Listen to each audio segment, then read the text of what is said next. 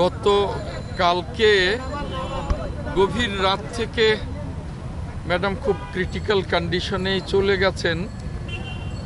Fight করছেন তিনি আমাদের মাঝে ফিরে আসার জন্য। এখনও অবস্থা অত্যন্ত ক্রিটিক্যালি আছেন, এখনও বলবার মতো কোনো কন্ডিশনে এখনও উনি আসেন নাই।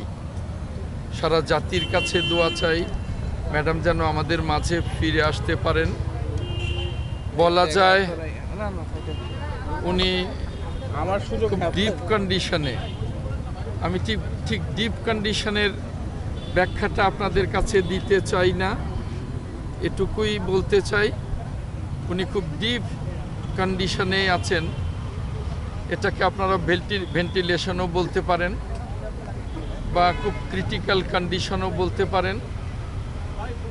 এই মুহূর্তে সারা জাতির কাছে দোয়া চাওয়া ছাড়া আর কিছু বলার নেই। ডাক্তাররা ক্লান্তিহীনভাবে চিকিৎসা দিচ্ছেন।